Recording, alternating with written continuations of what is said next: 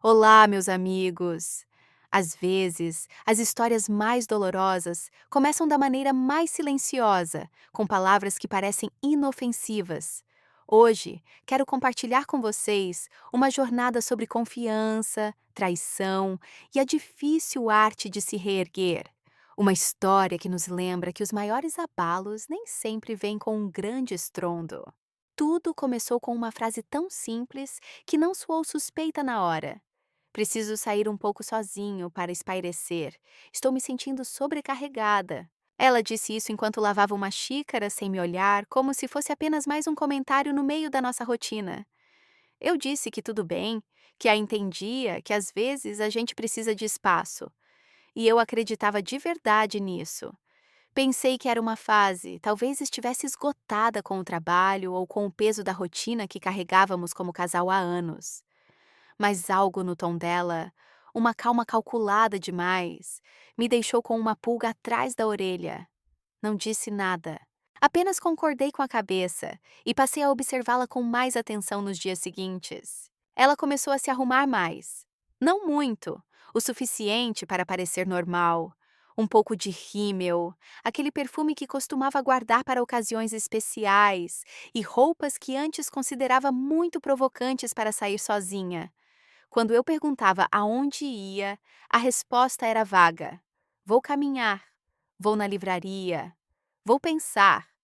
Nunca mencionava um lugar exato, nunca dizia com quem poderia encontrar.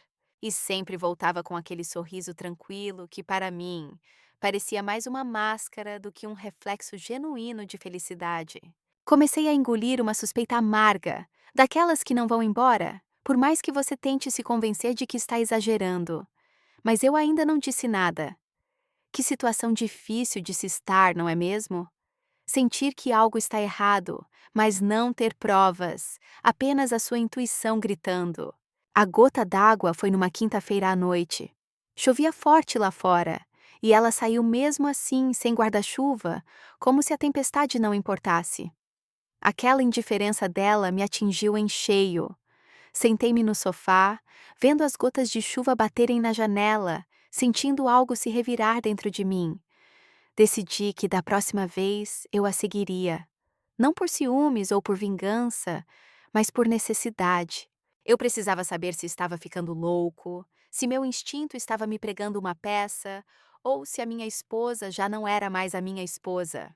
Eu me preparei com cuidado. Roupas escuras, o celular com a bateria cheia, um carregador portátil e a promessa de manter uma distância segura. Eu só precisava esperar pelo próximo. Preciso espairecer. Não demorou. No sábado à tarde, ela soltou a frase novamente. Amor, vou sair um pouco, quero caminhar sozinha. Dei um beijo em sua testa, como quem abençoa um corpo sem vida, e a vi sair com aquele passo leve que ela tinha ultimamente. Esperei 3 minutos. 3 minutos que pareceram uma eternidade. E então, eu a segui. Desci pelas escadas para não fazer barulho. O coração batia forte, como um tambor em um funeral. Ela caminhou por 6 quarteirões, até parar em frente a um prédio na Vila Madalena. Um prédio que eu conhecia. Era o prédio onde morava o Ricardo, nosso vizinho do quarto andar. Aquele que sempre nos cumprimentava com um sorriso morno e olhos atentos demais. Eu a vi digitar o código no interfone. Ela não tocou a campainha, ela tinha o código. Aquilo me gelou. Ela tinha acesso. Entrou sem olhar para trás. Eu atravessei a rua correndo, no momento em que a porta estava prestes a se fechar, e a empurrei com cuidado, sem fazer barulho. Subi as escadas como um ladrão. Ouvi a risada dela antes mesmo de vê-la. Aquela risada que há meses ela não dava em casa. Ao chegar no terceiro andar, espiei pelo corredor. A porta do apartamento 4B estava entreaberta e ela estava lá, tirando os sapatos, enquanto Ricardo segurava sua mão e a beijava como se fosse dele. Com as mãos trêmulas, peguei meu celular. Fotos. Muitas fotos. Eu não conseguia parar. Era como se uma parte de mim precisasse registrar a destruição para conseguir acreditar. Eu continuei tirando fotos, sem pensar no que faria com elas. Era um impulso automático, um instinto de sobrevivência emocional, como quem documenta uma cena de crime para poder processar que aquilo foi real. Não eram apenas imagens, eram provas de que a minha intuição não havia falhado. Ela, a mulher com quem eu dividia a cama, o café da manhã, os silêncios e anos de vida, estava ali, beijando outro canalha, o mesmo canalha a quem eu cumprimentava todo domingo de manhã no elevador. O mesmo que me perguntava se o Corinthians manteria a boa fase no campeonato, como se ele se importasse com futebol. Eu o vi fechar a porta com o pé. E então eu soube que não precisava ver mais nada. Tudo já estava dito. Saí andando sem rumo por quase 1 hora, sem olhar para ninguém, sem ouvir nada. Apenas as imagens no meu celular. Eu dava zoom, olhava de novo, como se precisasse ter certeza de que não era um mal-entendido.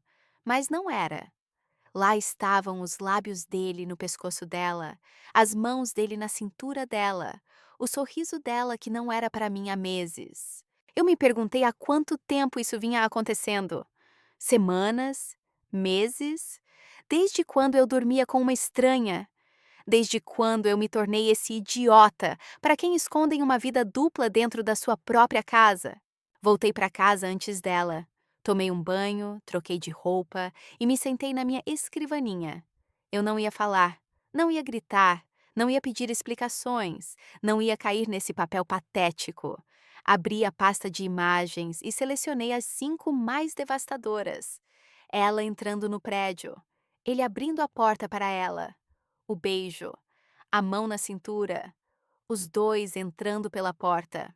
Imprimi uma por uma, em tamanho A4, com a tinta da impressora no máximo. O barulho da impressora me pareceu obsceno, como se estivesse cuspindo a verdade em cada folha. Ao terminar, fui até o nosso quarto. Coloquei as fotos ordenadas sobre o travesseiro dela, alinhadas, sem dobras, sem palavras. Depois, sentei-me na beira da cama e fiquei olhando para a porta, ouvindo os segundos passarem. Às 8h47, a porta se abriu. A voz dela ecoou pelo corredor. Lucas, já jantou, meu bem? Eu não respondi. Ouvi seus passos descalços se aproximando.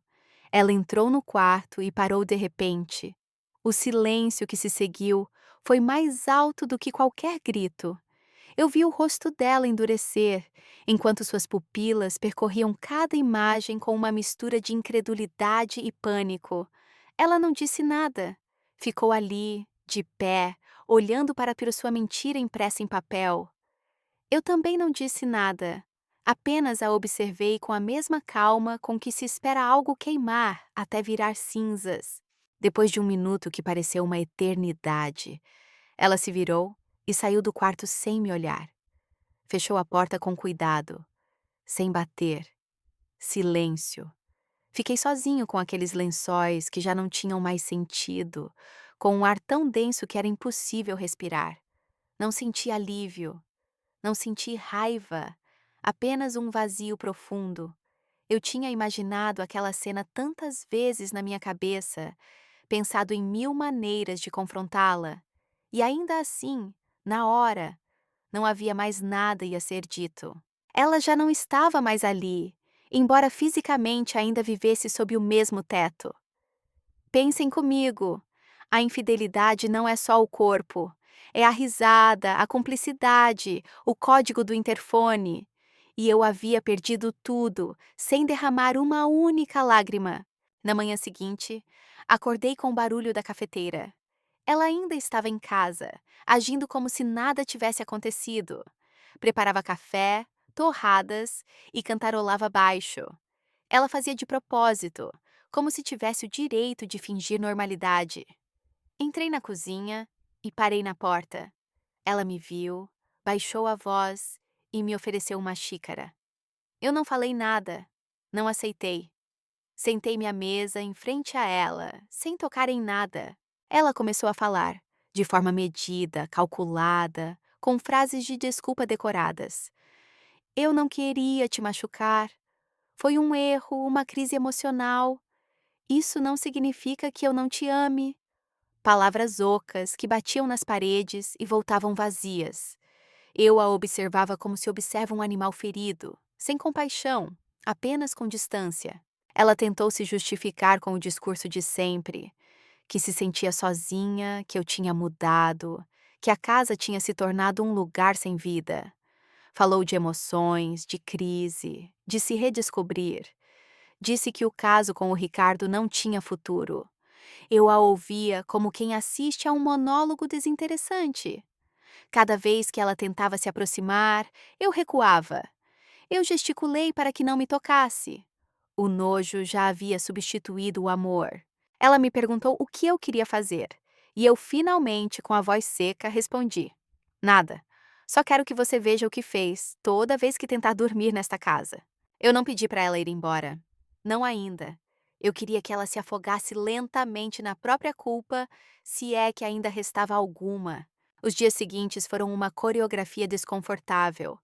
Dormíamos na mesma casa, mas não na mesma cama, nem falávamos a mesma língua.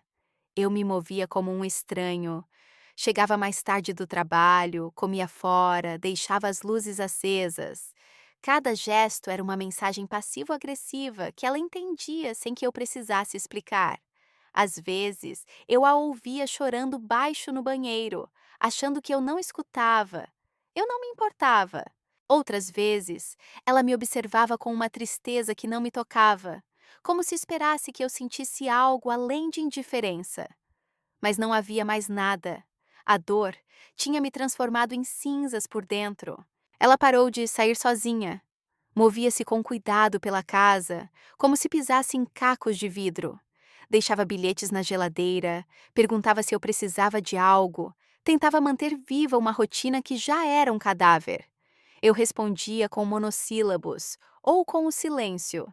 A casa se tornou um campo de guerra sem explosões, onde tudo era estratégia, distâncias medidas e tempos mortos. Às vezes, eu me perguntava por que não a expulsava, mas havia uma parte de mim que ainda precisava vê-la ali, pagando cada minuto de traição com desconforto. Acho que não era vingança, era uma espécie de justiça emocional. Não bastava que ela fosse embora. Eu queria que ela entendesse a dimensão do que havia destruído. Uma noite, enquanto eu assistia a uma série sozinho na sala, ela se sentou ao meu lado sem dizer nada. Olhou para mim e disse: Se você quer que eu vá embora, é só dizer. Eu não respondi. Apenas desliguei a TV. Levantei-me e fui para o quarto. Não porque eu não soubesse o que responder, mas porque eu já não tinha energia para desperdiçar palavras. A sentença estava dada. Só faltava a ela perceber que não fazia mais parte do julgamento, apenas da punição. Na terça-feira seguinte, ao voltar do trabalho, encontrei a mala dela na entrada. Eu não a ouvi fazer as malas. Tudo estava em silêncio, como se ela tivesse empacotado sua vida em segredo. Ela estava sentada no sofá, com os olhos inchados e o olhar fixo no chão. Ela não levantou a voz, não pediu outra chance, não falou de amor. Apenas disse: Eu não tenho o direito de ficar. Você não me perdoou e não vai perdoar. Não há mais nada aqui que possa ser consertado, não é?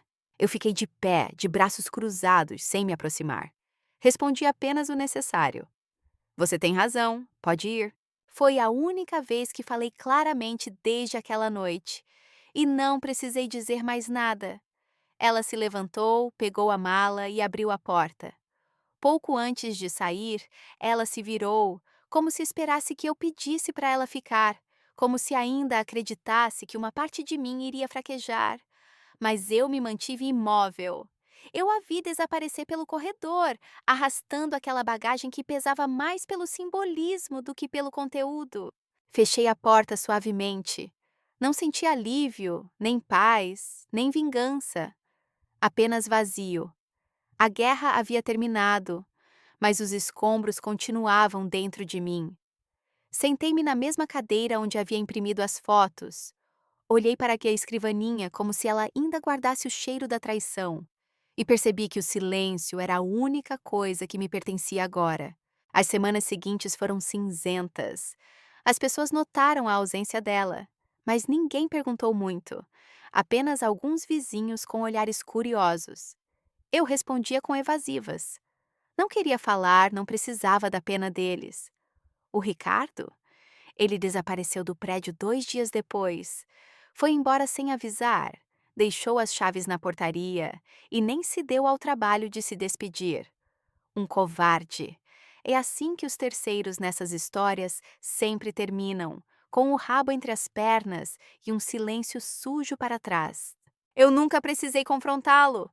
As fotos foram mais letais que qualquer soco. Um dia, enquanto limpava o armário, encontrei um bilhete dela entre as minhas camisas. Dizia: Eu sinto muito por ter quebrado o que a gente tinha. Você sempre foi mais do que eu merecia. Espero que um dia você entenda que isso não foi sua culpa. Eu li sem emoção. Nada mais me afetava, nem seu arrependimento, nem sua ausência. Guardei o bilhete em uma caixa, para não esquecer o que um dia eu permiti. Aprendi a desconfiar do silêncio dos outros, a não ignorar os pequenos sinais, a não dar o benefício da dúvida quando tudo dentro de você grita que algo está errado. Aprendi, acima de tudo, que há coisas que se quebram sem fazer barulho e que seguir alguém em silêncio nem sempre revela o segredo dessa pessoa. Às vezes, revela o nosso, que já sabíamos a verdade, mas precisávamos vê-la com nossos próprios olhos para ter permissão para soltar. Uma noite, revendo fotos antigas no computador, encontrei imagens de uma viagem que fizemos para Gramado. Nós sorríamos em todas, de mãos dadas, comendo em restaurantes charmosos, felizes. Fechei o arquivo rapidamente. Aquelas fotos não eram mais lembranças, eram a evidência de uma ilusão. O passado não se apaga, mas pode ser arquivado. Tarde da noite recebi uma mensagem de um número que não estava salvo. Dizia apenas: Você está bem? Eu sabia que era ela. Não respondi. Não por raiva, mas porque não havia mais nada a dizer.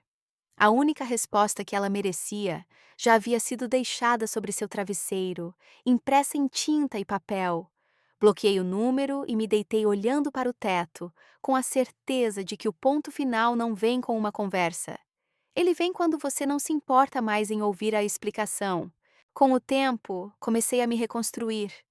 Aos poucos, dia após dia, tornei-me amigo da minha própria companhia. Talvez mais frio, mais cético, mas também mais forte. A história terminou, sim, mas deixou marcas. E embora as feridas fechem, as cicatrizes falam. E a minha, toda vez que pulsa, me lembra que naquele dia em que ela quis sair sozinha para espairecer, eu não descobri apenas uma infidelidade. Eu descobri tudo o que eu já havia perdido muito antes de vê-la cruzar aquela porta. E a lição que fica, meus amigos, é que a confiança é como um cristal. Uma vez quebrada, pode até ser colada, mas nunca mais será a mesma. O mais importante é aprender a ser o guardião da nossa própria paz. Às vezes, o ato mais corajoso é fechar a porta, não por ódio, mas por amor próprio, e entender que a nossa felicidade não pode depender de mais ninguém. Cuidem dos seus corações.